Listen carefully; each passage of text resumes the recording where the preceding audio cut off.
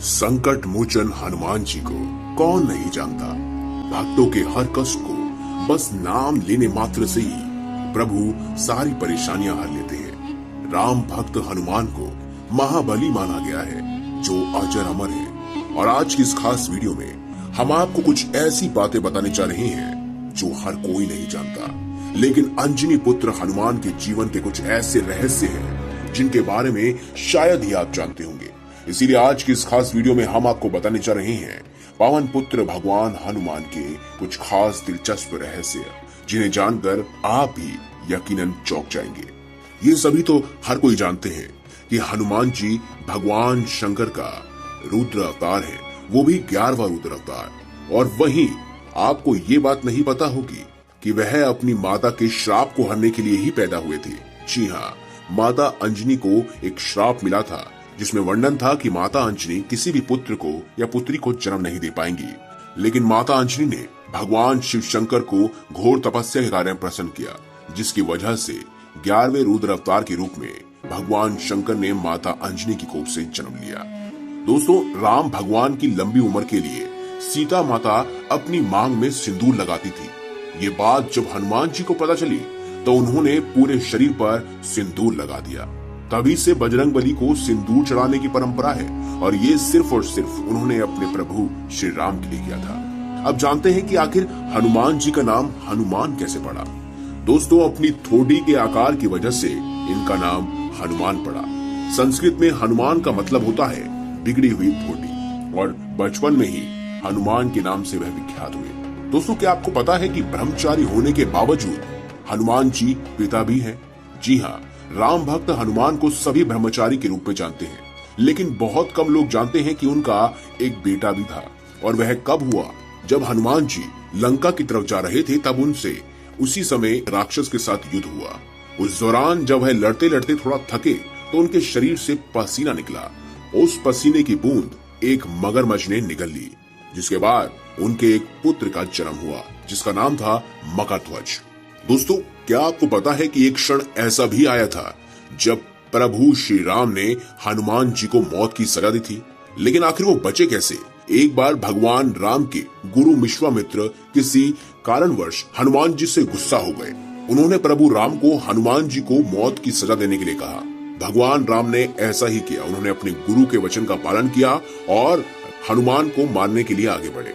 क्योंकि वह गुरु को मना नहीं कर सकते थे, लेकिन सजा के दौरान हनुमान जी बार बार भगवान राम का नाम जपते रहे, और इसकी वजह से श्री राम के जितने भी वार थे, जितने भी अस्त्र शस्त्र थे, वह कुछ भी हनुमान जी का नहीं बिगाड़ पाए, और सारे के सारे अस्त्र शस्त्र विफल हो गए। दोस्तों, लंका कांड शुरू होते ही हनुमान जी ने हिमालय जाकर वहां के पहाड़ों पर अपने नाखूनों से सबसे पहले रामायण लिखी थी। लेकिन जब रामायण लिखने के बाद वाल्मीकि जी को ये पता चला कि वह हिमालय गए हैं, यानी हनुमान जी हिमालय जाकर रामायण लिख रहे हैं, तो वह बहुत ही निराश हुए।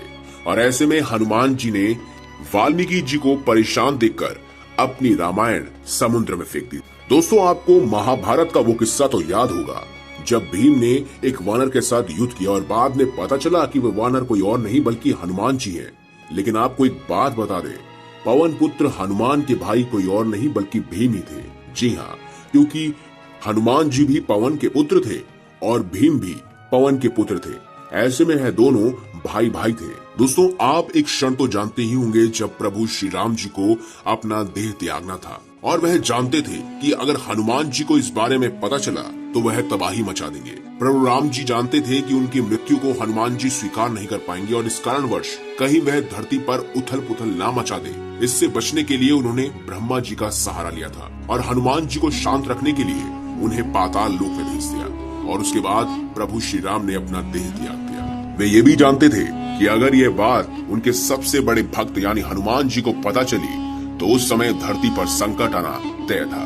दोस्तों, एक पल ऐसा भी आया जब माता सीता ने प्रेम वर्ष एक बार हनुमान जी को एक बहुत ही कीमती सोने का हार भेंट में देने की सोची, लेकिन हनुमान जी ने इसे लेने से मना कर दिया। इस बात से माता सीता बहुत गुस्सा हो गई और उन्होंने कहा कि क्या तुम हमारे इस हार को नहीं ले सकते? इसके पीछे की वजह क्या है? तब हनुमान जी ने अपनी छाती चीरकर उन्हें उसमें बसी उनके प्रभु राम की छवि दिखाई और कहा कि उनके लिए इससे ज्यादा कुछ भी अनमोल नहीं है। और उसी समय के बाद से प्रभु श्री राम के मन में हनुमान जी के लिए और प्रेम बढ़ गया।